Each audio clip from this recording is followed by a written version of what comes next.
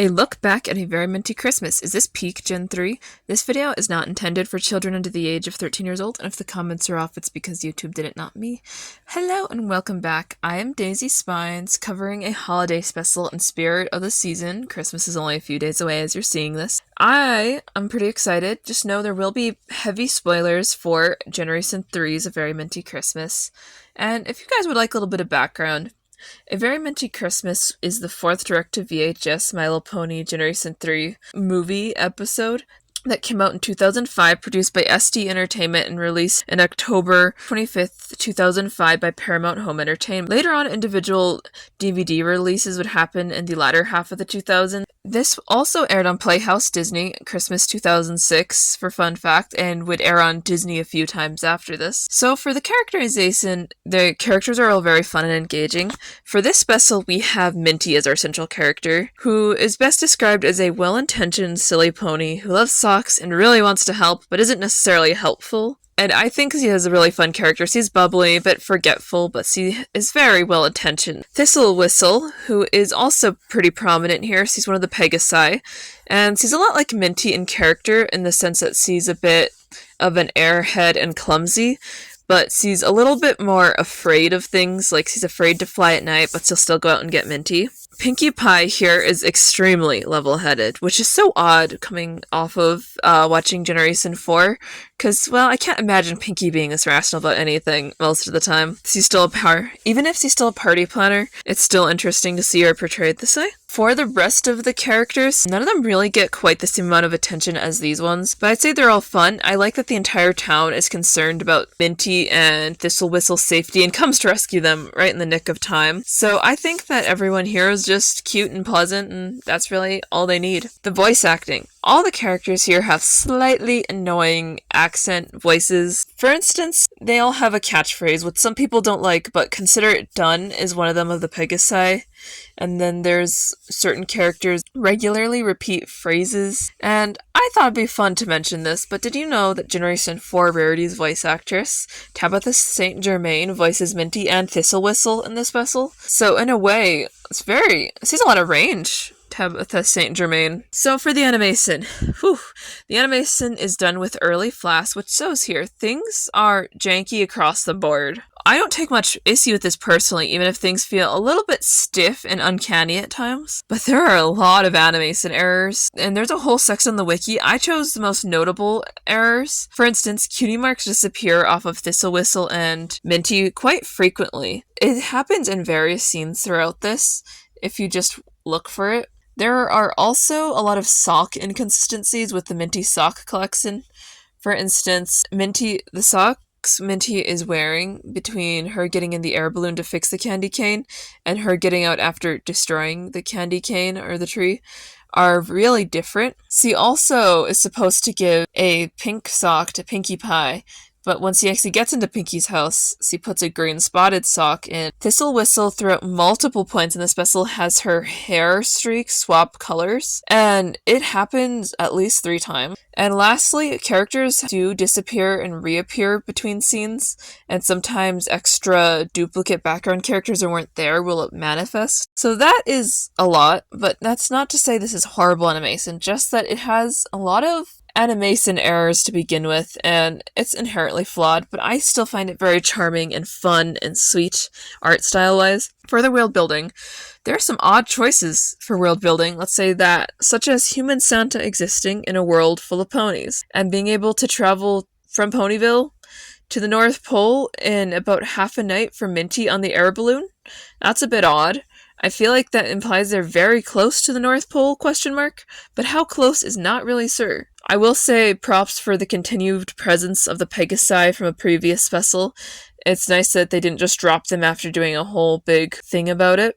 The music. So the soundtrack here is best described as very, very Christmassy, which is the intention. I'd say that in the best of ways, the opening song is a classic Christmas song. That's what I like about Christmas, and it's probably one of my favorites lyrically, even if it's a bit odd. It doesn't quite make sense at certain points. Here's a specific line. Every boy and every girl bundled up in red and green. This is just odd to me because there are literally no male characters present in this entire special. The only male character in the franchise is Spike for Generation 3. And he's a grown man dragon, not a little boy. So that's a bit odd, but that's the only thing I noticed that bothered me. The next song is Nothing Says Christmas Like Sock. For this song, Minty is the primary singer, and I don't dislike that at all, but it's interesting sounding, we'll put it that way. I certainly do like it. The visuals here are quite charming, even if this probably has one of the higher rates of animation errors I've witnessed. The Magic of Christmas is a very short but sweet song, which I like. It's brief interlude, I suppose, as far as a musical special goes. The last song is a reprise of That's What I Love About Christmas, but this has some different lyrics, even if it has the same jingle, if you know what I mean, and backup music. I think that this was pretty cool. Also at the very end, they have an instrumental of the My Little Pony Generation 3 theme. Fun fact, all 4 of these songs were released on a disc soundtrack back in the day, alongside with 12 songs from other Gen 3 specials, which no one can really find anymore. I couldn't really find too much on it either. So, for my first impressions, I first saw this when I was about 4 or 6 years old, and I think I watched it on a VHS tape the first time, along with some other early Gen 3 stuff. I really liked it. It was already a few years old at that point, because this came out when I was a baby, and I did not watch this at 3 months old. Forgive me for not watching this at 3 or 4 months old. One thing that did change my opinion on it for a small period of time was the early brony fandom hating on Generation 3 as a whole, therefore this. But now I look back on this a lot more fondly as a late teenager going into adulthood, because it's really just a fun Christmas special. It's not supposed to be perfect, so I don't really know why people are mad. Anyway, let's get to the plot of this movie. The town of Ponyville is decorating for Christmas and happy for its arrival. A few ponies in the bakery debate how to make the Here Comes Christmas candy cane and ultimately decide on doing a pink theme because Pinkie Pie is in charge of it this year. Fizzy Pop and Pinkie Pie are giving a speech about the design of the Here Comes Christmas candy cane, which ends up being completed and placed on the tree by 2 Pegasi. Meanwhile, Minty fixes the snowman, missing its nose, but takes it too far and knocks its head off. She sacrifices one of its socks to keep the head on the snowman, gazes at the tree along with the crowd. Minty concludes that the candy cane isn't quite as straight as it needs to be, and takes the balloon up to the top to deal with it, since no one is around to do it for her. The weight of the candy cane makes it difficult, and the candy cane eventually falls out. Minty watches helplessly as the candy cane hits the snow, covers the ground in shattered pieces. She now has to let everybody know, but everyone is too busy and no one is able to help her out. That night, Minty is in a deep sorrow and bursts into tears, realizing the extent of what she's done, and suddenly gets an idea. As a compromise, he decides to play Santa Claus and add socks to as many houses' fireplace as he can, and seizes a song to explain why. She enters Sunny Days' house and nearly gets caught, but saves herself with Santa's classic line, ho ho ho. And she enters Pinkie Pie's house, which she does end up getting caught because she wakes up Pinkie, who gets out of bed and asks her what's going on. After talking for a few minutes, Pinkie Pie suggests that Minty visit the North Pole to explain the situation to Santa, but Minty, too excited to listen, rushes off towards the air balloon and brings it up to the sky all on her own, knocking over the tree in the process. Then she finds Thistle Whistle, whom, despite her fear of clouds, comes along with the ride, until the balloon catches on a tree branch and gets hung up, and the duo slide off, but luckily they are saved by the other ponies who had been looking for them. And with the weather beginning to look grim, the ponies land at the very spot where Santa lives, the North Pole. Unfortunately, Santa isn't there. He left a note saying that he has already left, and Starcatcher reminds everyone that the true meaning of Christmas isn't the gifts, but the pink glow of friendship. And once the storm clears, they head back home to Ponyville and find the trees back upwards with a second note on it that shows Minty's compromise was indeed a good idea and is likely to be used from then on. So my thoughts. This movie/episode, as the wiki sometimes calls it, is pretty fun. The setting is really fun and charming, and the story itself is relatively standard, but I'm okay with that. I found the use of air balloons really cute in Generation 3, and I think that the air balloon search party reminds me of what Balloon Fiesta looks like when I'm younger, because every October in New Mexico that happens, and a lot of times they end up passing over areas, so you'll see clusters of fun, colorful balloons just passing over. There haven't been as many lately where I'm at, probably because I'm kind of far off from it, but it's pretty cool. As far as Christmas specials go, this being the first for the My Little Pony franchise is a really cute detail, and I think it follows pretty much every story beat you'd expect from a Christmas anything.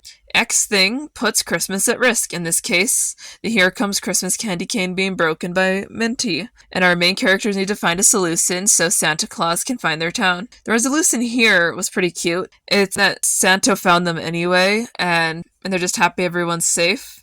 And Minty basically invents the idea of Christmas stockings with her socks here, and Santa even asked to borrow the idea. So I found that fun. Overall, the message of asking for help is definitely there. They're like, Minty, don't go off and do stuff all by yourself without asking. And I guess the secondary message is keep Minty away from things that she can use to engage her poor impulse control and watch over her. But overall, as it stands now, I think this is one of the best Generation 3 specials they produced that I can recall, at least, because I've only seen about half of them. Most of the early stuff, except for the second and first one. I usually talk about Generation 4 and 5, but this holiday season rolled around and I chose to talk about Generation 3 over Generation 5 and 4 because I already covered Generation 4. You can see a video on that.